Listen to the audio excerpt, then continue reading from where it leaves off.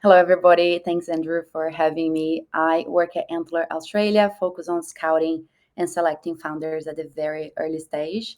I think I have the coolest job on earth, which is talking to really smart people and helping them to get their business up and running. Um, Always worked in tech. Before that, I worked in a fintech in Brazil, a marketplace that was the biggest one in Latin America.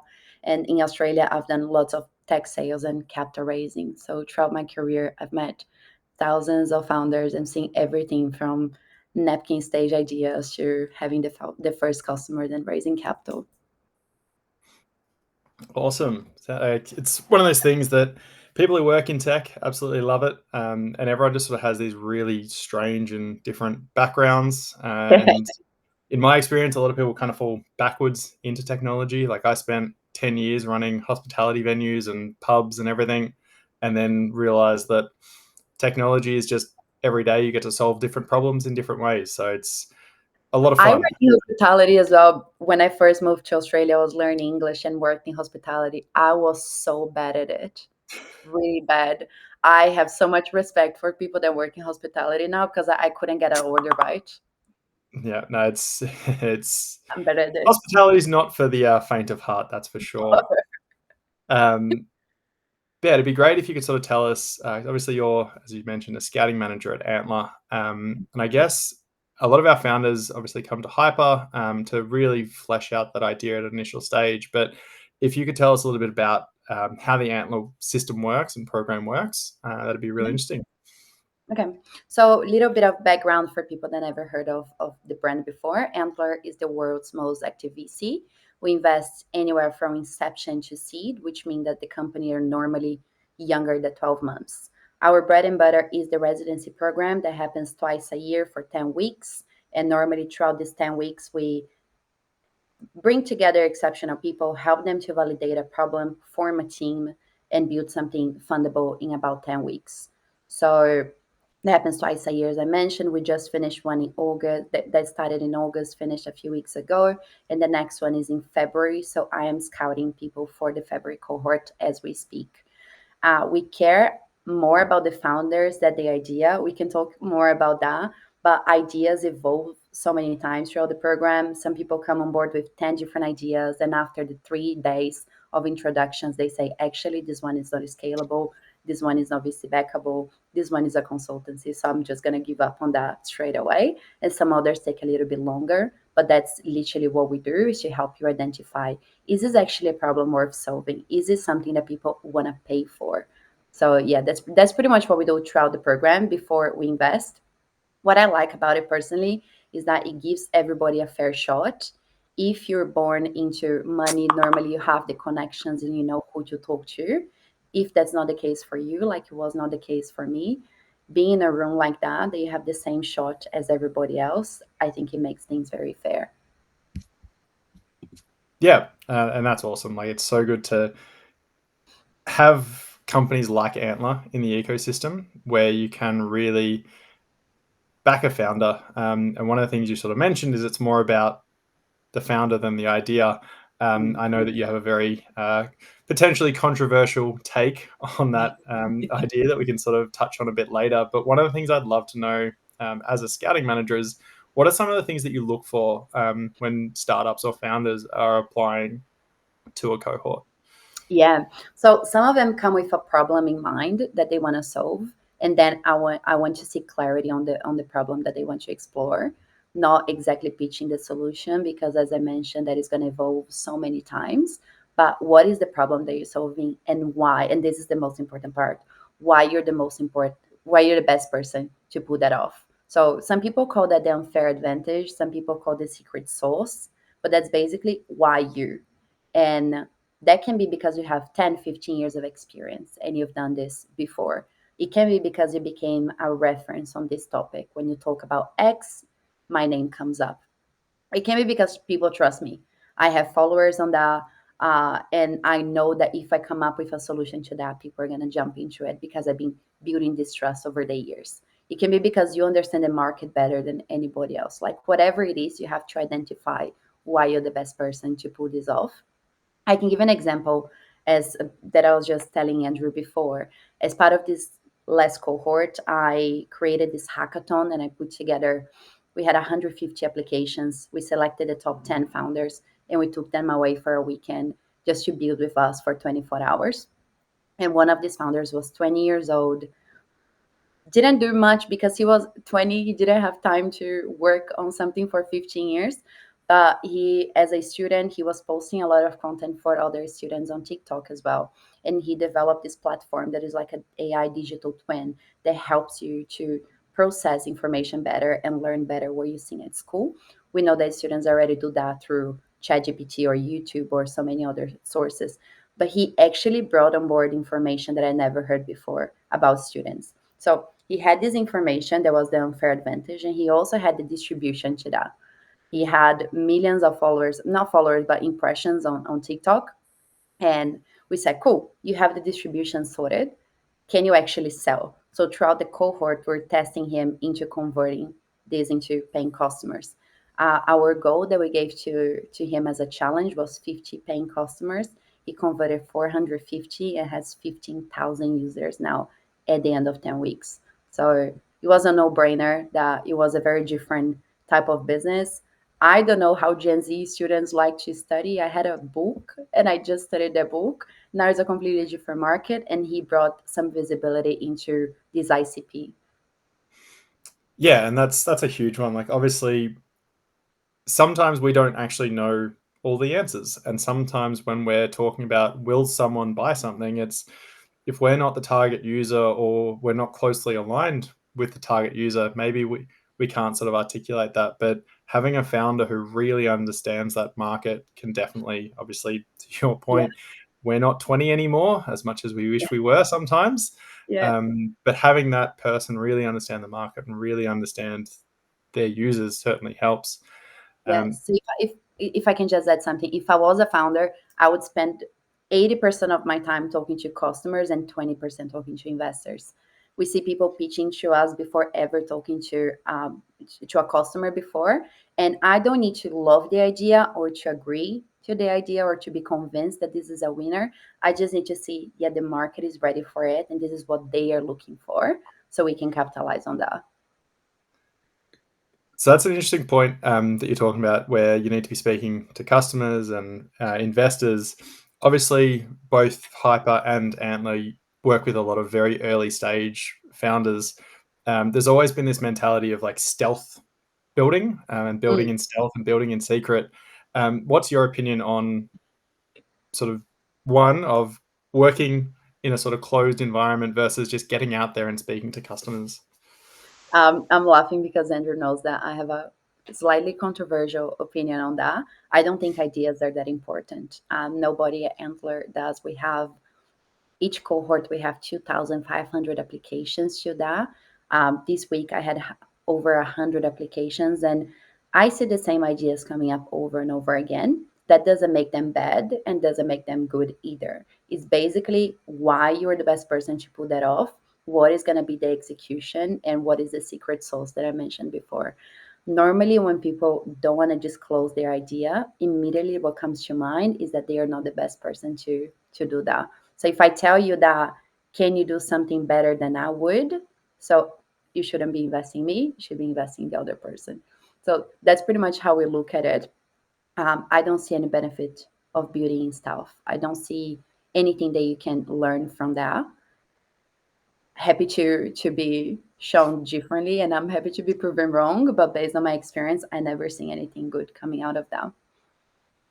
Yeah, and that's I also hold that belief pretty strongly. There's been a lot of ideas and historically things that if they'd built in stealth probably wouldn't have gone the way that they did. I know that Dropbox back in the day didn't actually exist and he was selling it as complete smoke and mirrors. But nowadays, Dropbox and variations of Dropbox are kind of everywhere. And if he'd gone and built in stealth, um, who knows? But they believed in themselves, and that's sort of what you're saying. Like, be the person who's the best person for that idea, not protect your idea as if it's the best Yeah. idea. With that being said, of course, you're not going to tell everybody your secret sauce in the first presentation that you do. Like they can earn your trust as well before you give more information. So during my interviews, I wouldn't be like, hey, open the code in front of me and let me see what is special about it. Like, that's not okay. But I would ask, what did you see in this, or what are you doing differently, and what is the validation that you have that this is the right way to move forward. Awesome. One of the other questions I guess I had is, you've touched on that having that sort of secret sauce, that unfair advantage, is definitely a green flag. But what are some of the other, I guess, green flags that you see in founders that do well long term? I think one that everybody is kind of tired of hearing, but it is so true, is the obsession. I never met a founder that was not obsessed about their idea and did well. Sometimes we see that throughout the cohort, an idea can be going well, and then a lot of other people become interested in joining them. But if they are not passionate about that, when they hit a wall, because I didn't say if, I said when, because they will hit a wall. And when that happens, they're going to give up. They'll say, oh, I don't really care about this. Let me get a job that I'm going to make 10 times more money than this. So I think obsession is a very clear one, is that I need this idea. And normally that happens when they are building something that fixes a problem for themselves. And I think another green flag that we look at is speed of execution. Um, I'm seeing founders that if I have a conversation today, tomorrow, in 6 months, and in 1 year, they are kind of going through the same problems or in the same stage. And there are some others that if I talk to them once a week, they have something new to report. That's very exciting from an investor perspective. And look, I understand that life happens. It's not always like this. Growth is not linear. I'm totally aware of that. But we need to see things moving forward and changing. And sometimes that can be, hey, actually, that idea failed, that I'm doing something else. Like, that's fine. Yeah, but I think that's pretty much it. Most founders throughout the cohort are very coachable, but not to the point that they would sell themselves. I'll explain this. We all have different opinions, and I've seen founders changing direction depending on the conversation they're having. I think it's not the right way to go. Some of them are coachable to the sense of, thanks for telling me this, I'll go back and I'll think about it and I'll see if that makes sense, and I'll test with my customer. My customer said that this is the way to go. I'm happy to take your opinion on board, and I actually respect that. Yeah, and it's kind of, being coachable is great, but being not passionate and sort of being able to be pushed off the point is not Yeah, great. But also being so stubborn that you just can't move off your idea is also a downside. So that drives um, me crazy because yeah, that's literally my job throughout the cohort. Is they come and pitch their ideas and have office hours, and I'm like, cool, consider this. And a week later, what happened? Oh, I didn't do it. Cool. 2 weeks later, oh, I didn't do it. I'm not sure that this is the right way, but nothing changed. It drives me crazy because I really want people to succeed.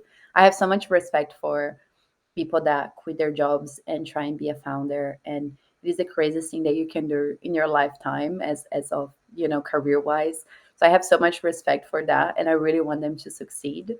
So yeah. no, that's awesome. And yeah, it's one of those things that, like, being a founder can be incredible and can be so freeing. So it would be something that, like, I think Sasha just sort of put in there, like, these things take time to build relationships. It's every overnight success we've ever heard of took years to Yeah, get there. So actually, this is a great point of the world that we're living in now. We used to say that to become a unicorn, it would take on average 5 to 7 years. The latest unicorn we have in our portfolio, it's Lovable, and they became a unicorn in 1.5 years. That's unheard of. But now, because of AI, because of technology, because of the access to information that we have, you can go global from day one, which is something that even 10 years ago wouldn't be possible. So I think we'll see more overnight successes to the point, but it is a lot of hard work and it's not for every single company. And that doesn't make the other companies not successful as well. It's just a different business model. yeah, for sure. And yes, Lovable's a great story, but it's sort of how many other products tried to be lovable and they were just the one that got it right. Yeah. And they will probably be studied for a very long time, Yeah. similar to for a long time Netflix and all these ones were studied and what made them so special. But yeah, I think Lovable is a really interesting one. Um, you've got quite a lot of founders on this call, and obviously more will be watching later. But what's something you wish you could tell every early stage founder to help them on their journey? That's a good question. I think I think everybody says believe yourself, and I think that's important.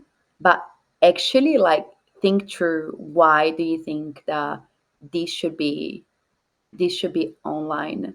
Why do you think that this idea should exist? And what are the implications should the world if doesn't go through? And I think that's gonna keep you going for sure. What I mentioned about the idea before as well, the idea is only 5% of your success. The speed of learning and execution is the other 95. And the sooner that you talk to real customers, the sooner you're going to stop guessing. We think we know what people want, but we don't really do. And you're just going to find out when you actually go to market and start talking to them. Yeah, for sure. Um, is there something that you find as like a common mistake that founders are trying to find a problem to solve, and sort of a common mistake that they find in that? Yeah, I think that the most common one is that they start with a solution and they go hunting for a problem that fits it, or people are telling them like, hey, this is actually not something that I face. And they're like, no, it is. It is. So if you have to educate your audience, it's probably not a problem that they face. Normally, a really good sign of that is when you talk to somebody, even if it's a cold outreach, to say, hey, do you find it really hard to answer all of your emails by the end of the day? I'm creating a solution for that. Would you be willing to have a chat? If it's a problem that I face, straight away I'll be like, yes, let's have a conversation. Like, that's a really good indication that that's something that people normally would be willing to pay. But you can test their willingness to pay as well throughout the process. I actually have an article on customer validation that is on my LinkedIn. I'll send to you, Andrew, so we can send after this. Yeah. And I always say, yes, have the conversations.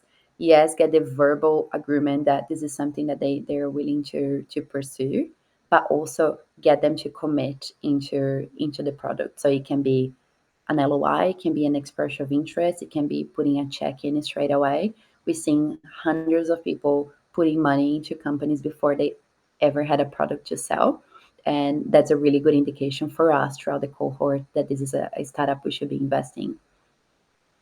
Yeah, I've funnily enough, I've come across two of your cohorts, or two of your founders from cohorts recently that were building products that would actually solve problems for me in my personal life. So I've sort of Yeah. had chats with your founders, and it's interesting being on the other side of those conversations, Yeah. for change, rather than coaching them on how to have those conversations. So that was quite interesting. It Um, happened to me as well. There's this company we invested in called Ovum, and they have these health tracker for women. And we have different cycles that a man would have, of course. And a man can have the same exercise, training, and everything else across the whole month. For us, that is really bad for our hormones, which is something that I wasn't aware of. So I said, cool. So every week I have to change my diet, I have to change my exercise, and I have to change my routine. How on earth I'm going to be on top of all of that? And apps don't support that. No trainer that I know of would be doing that for me. So Ovum pretty much solves that. So you just go there and you say, today is day 15 of my cycle. What should my diet look like? Or, hey, I'm going to meal prep today for the next week. Can you help me on that? And I was on the other side as well. I started using the app before it went live. I made a recommendation to Antler to invest because the partners were not the ICP, to your point. So they were like, I don't know if this is good or not because I'm not the market for it. So yeah, I've done the whole customer validation side as a customer, which was different to sit on the other side of the table. yeah, for sure. So, in your opinion, beyond sort of time and money, what do you find is the biggest personal sacrifice that you see founders have to make? I think relationships is a big one, social life. And before founders come on board, we say, we're going to send you an offer today. Can you talk to your wife? Can you talk to your partner? Can you get your friends to be aware? Because for 10 weeks, you don't do anything else. It's very intense. If I say, oh, you can do that while you're having a full time job, while you're going to parties and all of that, that's a lie. It's not going to happen. And you have to be mentally prepared for that. So I think when we talk about the grit, yes, it is important, but also it is important to understand that you're a human being, you have needs, and it is important to have this entire community around you. So if you live with your parents, talking to them, if you live with your partner, talking to them as well, and make sure that they understand that this is a commitment that normally the whole family gets impacted. Yeah, and Do you that's a agree? yeah, it's one of those things that once you're really in it, and you sort of make that jump to go full time and fully invested, like the way sort of hyper works, where we sort of work in a way where we help people maintain that full time job, and we can sort of help Mm, them in the background. Whereas once they take that leap to be part of an Antler residency and start getting that sort of VC backing and yeah, that financial backing, and really going, all right, I'm making the decision, I'm making the leap. It is a huge change and a huge yeah. commitment. I want to But mention as well that VC is not the only way to go. VC is one of the ways for you to succeed and raise capital and be backed.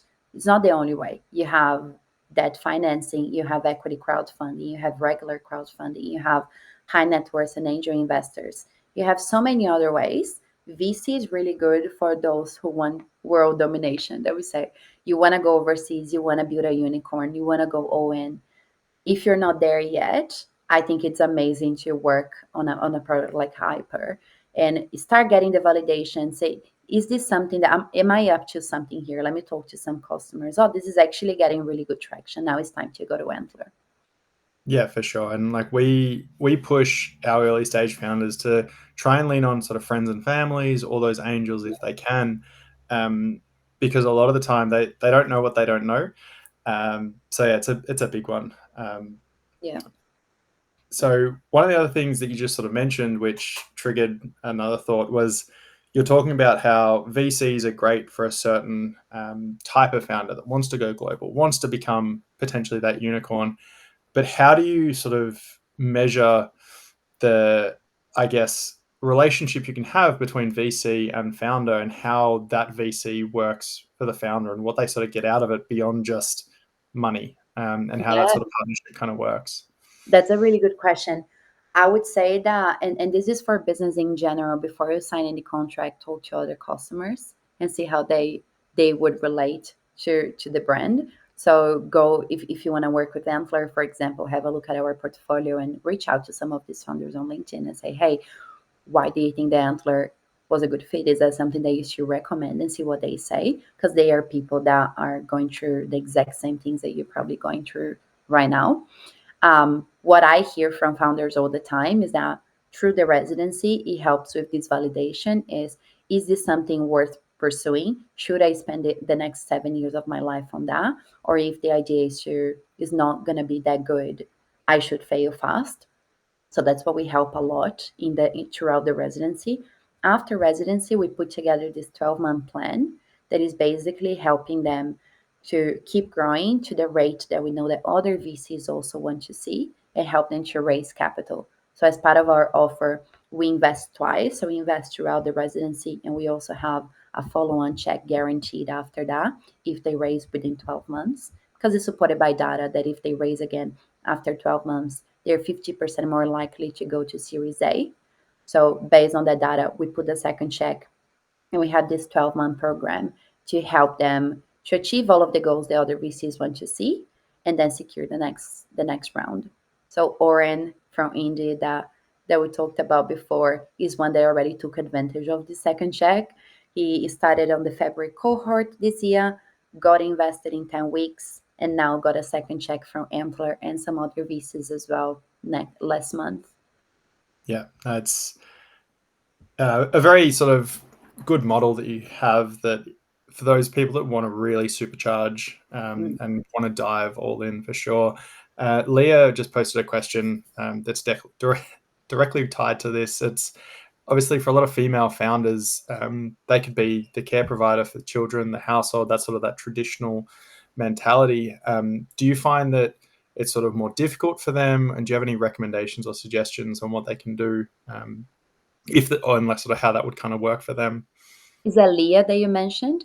Yes. Leah, that's a really good question. I think VC as a whole, Antler, other companies, we all have this disconnection between having more female founders in programs and invested in all of that. And I agree that one of the reasons can be because of the family responsibilities.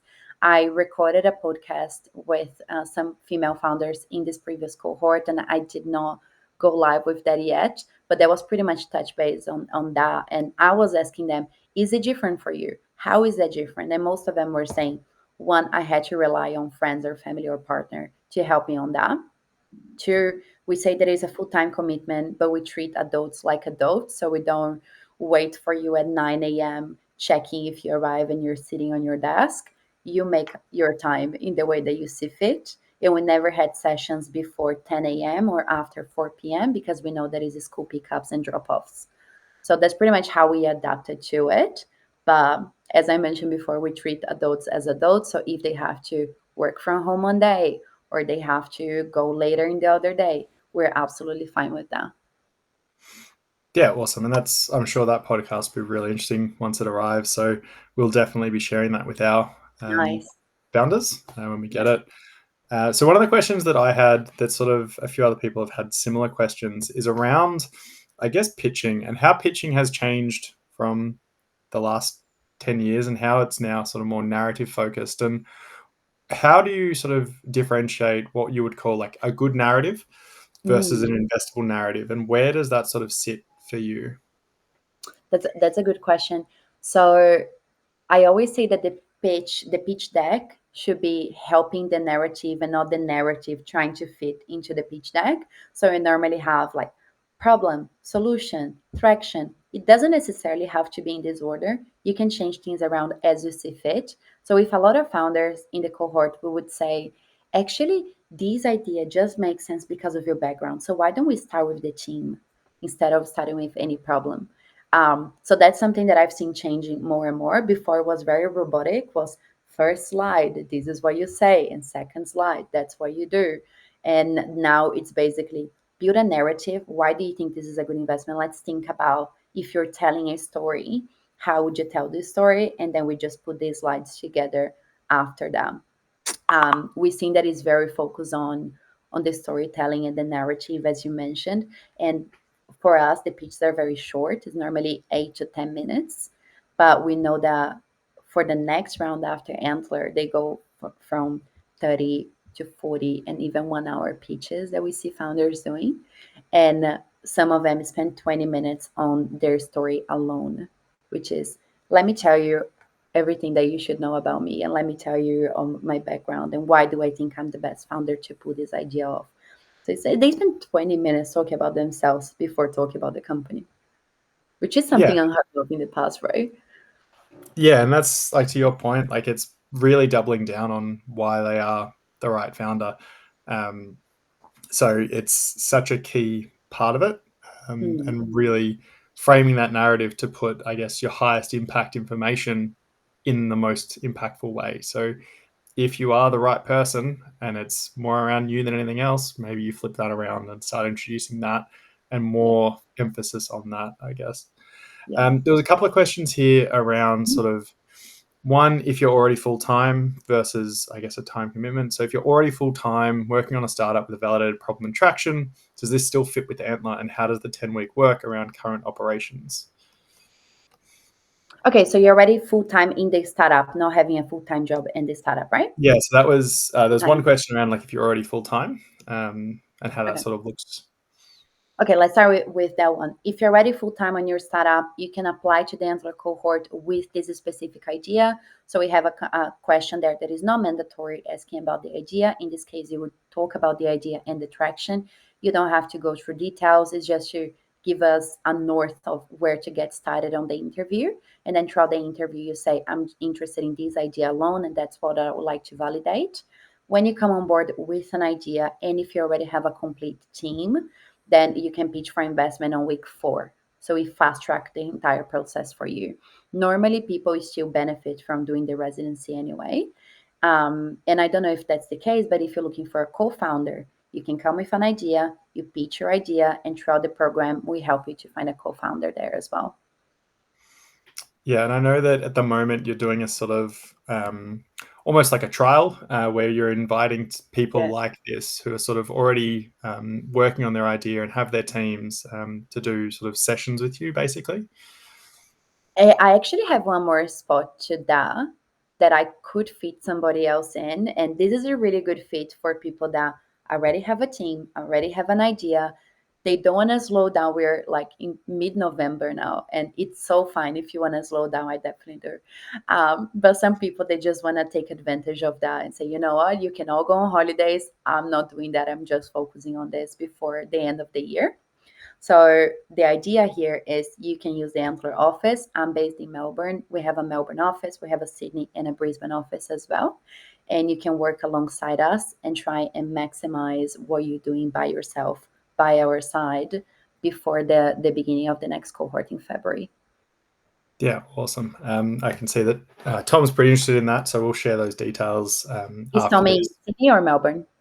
Tom was in Melbourne. Oh, sweet. Send me a message on LinkedIn and then we can talk about that. Yeah, awesome. And one of the other ones was how you sort of see early founders balancing that full-time job and building their startup, and what sort of an acceptable commitment early on Mm, that you see for certain investors in your field. okay. That's a good question because normally people have bills to pay, right? And we have to pay those bills, and it's hard to do that with a startup that is not generating revenue. So I can sympathize with that, and I understand that it's tough. But for to get the investment, that's normally something that investors ask right from the early stage. So I would say before that, maybe friends and family, they could help getting this little injection of capital for you to keep going. We see a lot of people that work in tech, especially when it comes to the technical people. They have salaries of 200, 250K, so they can afford taking some time off and coming to the program. If it's not the case for you and you're doing this part time, I would say that we can still look at deals that are part time if the traction is absolutely off the hooks. So since we don't have the full time to get to know you and work together from Monday to Friday and see how you interact and see how fast this grow, we need to see that traction beforehand. So think about which proof point you can showcase, and yeah, the traction. I think that's the easiest one. Awesome. On the point of traction, what's something that to you is like your most like your favorite and most exciting type of traction that you can see? Am I gonna get cancer if I say revenue? Like, it's the easiest. That fell into my lap. If I had to say it, I think revenue is the easiest one for any investor, right? If you have, I'm generating $1 million in revenue. That's a pretty easy investment to see, to have a look at and be interested. But before that, before revenue becomes a thing, I think letter of intents are a big one. If they are big companies, so I don't know if people are familiar with the concept of letter of intent, but you have a customer interview, you have a chat with them, they say they're interested, and then you say, cool, would you commit to that? So I'm going to put a letter together saying, if I get this company up and running over the next 6 months, I will commit to be one of the first customers, and this is how much I would pay. And then gets the company to sign that and send that to Antler so we can analyze that as part of the investment um, committee as well. So LOIs are really good. Wait list. If it's a B2C product, you have to have a wait list. You can put something super quick on Lovable, get a website, start publishing on socials, and get people to join into the wait list. I think that's a very easy, cheap way to showcase traction. We had someone doing that as part of the last cohort. They were a company called Butter, that is a platform to make friends in Sydney and Melbourne now. And they have over 20,000 users. And basically, she jumped on TikTok, got her phone, and was like, do you find it hard to make friends? Because I find it really hard. And if that's the case for you, do you want to jump on a call with me? She jumped on a call with 35 people, gathered the general idea of what they would pay for. and then put a wait list on for other cities. So she was already live in Melbourne. But if you're in Perth, if you're in Brisbane, jump on this wait list. So based on the numbers, now she knows where to go next as well. But that's a very easy, simple, not easy, the easiest between the other options way to show traction. Yeah, Butter's a funny one. I remember when the big Mecca store launched in Melbourne, and they basically had a like She they went took with over, croissants. um, and that was pretty funny to watch. And I feel like they also got asked to leave because they were being too disruptive. Yeah, Um, she did talk to me about this before and said, "What do you think is gonna happen?" I said, "Just play dumb. If yeah, they tell you to leave, you're like, oh, I had no idea." So the Mecca store opened in Melbourne. They had hundreds of people in front of the store, and they were her ICP. They were like girls in their 20s and 30s. That is exactly what she's looking for. And while they were waiting in line, she got this. The company is called Butter. She got these croissants with this butter logo on top and was like, hey, would you like one for free? Just download the app right now. Have a look at the events happening this week. I'm sure that you're going to find something that you want to do. And she had hundreds of new users that day. yeah, and that's something that we try and tell our founders about it. Like early stage, you don't need to think about scale when you're getting your first 100 customers. You need to figure out the way to get those 100 customers and have them, and that's a very different model to getting your next 1,000. Yeah. And early Oh, stage, it can be things that don't scale. one of the best articles of all times when it comes to startups is Paul Graham talking about doing things that don't scale, which is the opposite of what we do, right? At Antler, we're looking for scalable ideas. But to get those scalable ideas up and running, we need to do things that don't scale in the beginning, which is having one-on-one conversations. Maybe you're gonna get the first customer and actually go to their office and put their profile together with them or spend a whole day looking at their operations.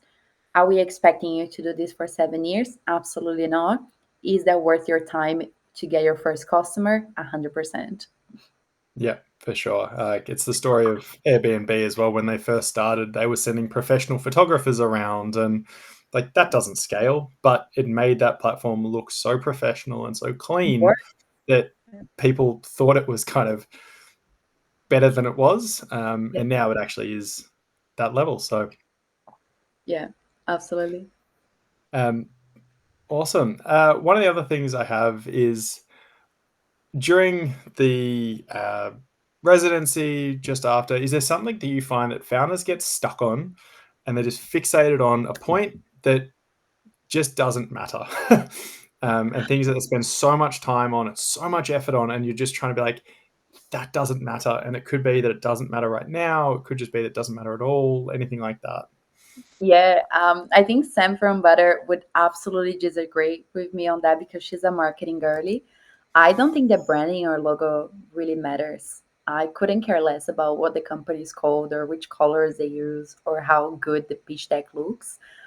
Some people, when they pitch to us, it's a black and white type of presentation, and we really don't care. We don't look at it being like, actually, this doesn't look very aesthetic. Like, that's not the point. We just want to understand the idea. If you make us understand the idea because you're putting on the back of a napkin, like that's plenty. So I would say, yeah, from top of my head, that's what I would say. Like branding, logo, and the fancy pitch deck. Yeah, for sure. And like names can change, branding can change. One that I've seen recently, like it's now kind of everywhere, and I used it a while ago, was Wise. They used to be TransferWise, and Yeah, they were moving money internationally, and now they're like a banking card, and it's just completely different product, but still the same company, just yeah. rebranded. Antler is kind of rebranding now as well. Before it was like day zero investing, and now it's further faster. We just want to push this idea that is like we're we're looking for unicorns, and that's what we want to do. And if you want to build faster, come to us, and we're gonna help you on that. So, and now instead of the Antler red, we have a green background that I didn't upload yet. So marketing has sent me a few messages. So maybe that's a meeting. Like that's my problem. Maybe marketing is important. Yeah, no, for sure. I'll sort of open the floor to anyone who wants to post in some questions, and we'll grab them in a little bit. But what's something that you find is one skill that any founder needs to be willing to learn versus one thing they sort of already know when they come into the process Mm, that you find? that's a really good question. Yeah, I'd love to touch base on that. When obviously I'm oversimplifying here because people are much more complex than just one title, but I would say what we look for in the different types of founders. We have, if I had to put that in three buckets, one would be the domain expert. So I am an expert in cybersecurity, or we had one in the last cohort that was a quantum computing expert. um, Definitely, if you have to develop a quantum computing idea, you need an expert on board, and that's one of these examples. The other one is a technical person. I can code, I can build. And the third one is the CEO. I can sell, I can go to market, I have the distribution, I can raise capital. So for the salesperson, they have to know about business models, they have to know about code outreach and how to sell. Like that's something that when they come to the cohort, they need to know. The capital raising side is something that we can teach because nobody knows. If we're being completely honest here, nobody knows how to do that. It's a completely different set of skills, but in its core, it's sales. So if you know sales, you can raise capital. We help with the strategies. Same with the builder. If the builder comes on board and they know how to build, we can help them to 10x and identify the best ideas. If they come to the cohort to learn how to build, we don't have any sort of resources or time or anything for that. That's why we say normally you're really good at one of those functionalities. Focus on you're really good at. Just do that extremely well, and then bring somebody else to do the other parts that you're not as good at. Yeah, awesome. Last question from me before we take any other any other Kylie's questions. the quantum computing specialist that I was talking about right now. How great. So after completing the residency, what's the first milestone you tell founders to focus on? It's hard to say just one thing because it depends on the idea. Like Carly's idea is deeply technical, probably not going to be generating revenue on the first month, but she's running, not walking. So maybe she will be generating revenue before anybody else. Who knows? But it depends from company to company. So I would say validating that you're solving a problem painful enough for people to pay for or to commit to pay for that in the future, get the first users, and start generating this interest from other investors as well. I think that's the main focus is, yeah, let's build for something that people want to pay for, and let's grow in a velocity that other investors will be interested as well. So Carly was a very easy one to sell. I went to South by Southwest, had this conversation with a tech billionaire from the US that was visiting Australia for it. He mentioned some of the companies I've been working with. I mentioned Carly's idea, and straight away she was like, "Yep, this is my WhatsApp. Tell her to contact me straight away." And they're having these conversations now. Awesome. Yeah, very, very exciting. I'm sure a lot of us would get very lost in quantum computing. It is a complex problem, but for the people that experience it, for sure. The first pitch was very different from the last one. Let me tell you that we worked a lot on Carly, I know you're very smart, and this for you is very easy. Help us understand. Like, this is not that easy for us. Let's go back a little bit. What is quantum? Yeah, for sure. We had a question from Karen. It was how important is having a tech person in the cohort of founders for investors when making that decision? Yeah, so most of the companies we invest in, I would say all companies we invest in are tech companies. Therefore, we need the technical person there as well.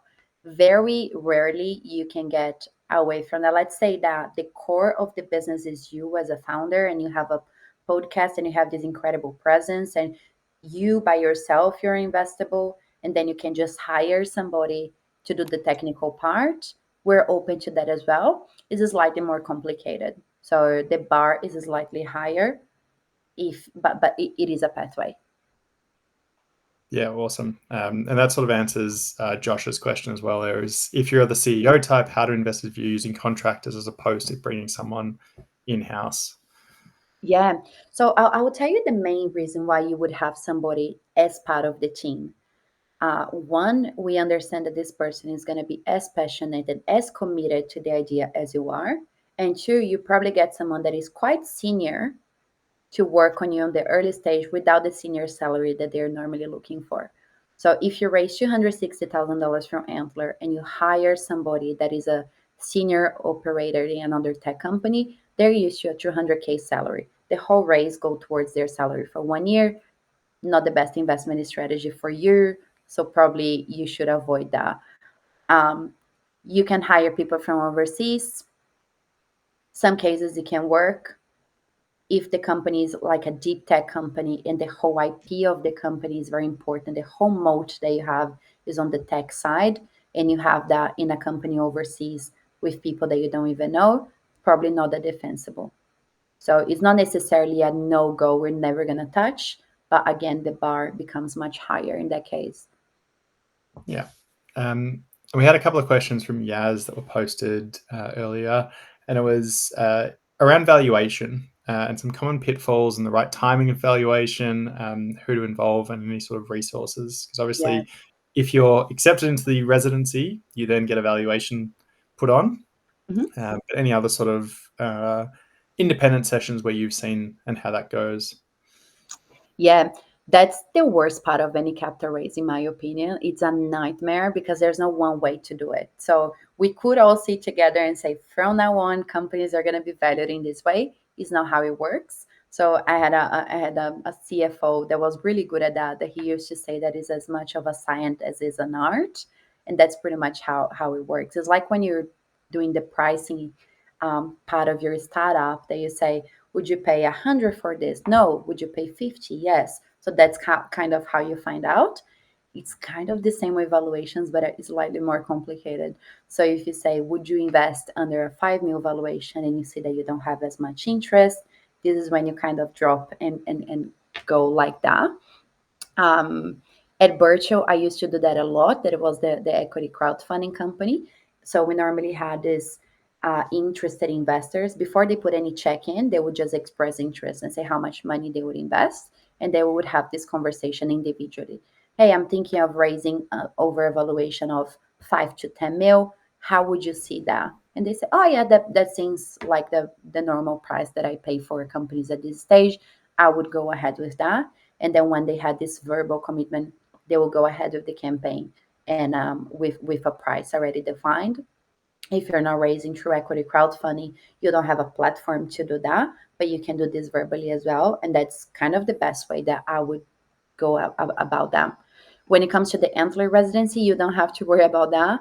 Everybody get investment under the same terms, under the same valuation, so it's quite easy for us to proceed with the amount of applications that we have. The pre-money valuation for us is $2.16 million. Yeah. So as I said, it's one of those things that's very tricky. And to your point, it's very similar to pricing. I was listening to a interview a few weeks ago that spoke about the way they came up with the pricing for ChatGPT, which has now been reflected in every AI agent, was basically $20 sounds about right. And they just kind of went with that. And it is an art as a science, that it's all kind of wrapped up together. Yeah. Another question, which we did touch on, I guess, earlier, is one of those ways to make sure that VC and startup are both aligned from the very beginning. And is there something that you could sort of coach founders on to look out for with potential investors and potential VCs, and how to sort of see that VC would be right for me before going too far down that path, I guess? Yeah, that's a really good question. It's I will start with some data. The average marriage in Australia goes for 8.5 years, and the average relationship between a founder and an investor goes for 10. So if you take a while to get to know your partner, you should try and spend some time with your investor before taking their money as well, as part of the residency. And that's why we have so much confidence in the founders that we go ahead with, is that we spend 200 hours with them before we make a decision. So I know their coffee order, I know how they react when they have a good day, when they have a bad day, and they trust us in the same way as well. They don't pretend everything is fine the whole time. They call me being like, I had the worst call ever and I think my company is failing. So they can get to know me and how I can support them as well as life goes on. If you have the opportunity to do that, I highly recommend. You can go for coffee, you can go for dinner, you can ask to spend time in their office, or if you're part of the residency, this comes um, as part of it. I would say that a really good way of seeing who they are and how they deal with bad situations is throwing something like this at them and asking for advice. It's like, hey, my co-founder is thinking of quitting. Well, what would you recommend me to do? And then you see how they would go about it. Awesome. Yeah, it's one of those things that I didn't know that stat. That's fascinating that investor relations last longer than marriages on average. So definitely something that you need to get right. You want to get right, and you want to sort of spend that time.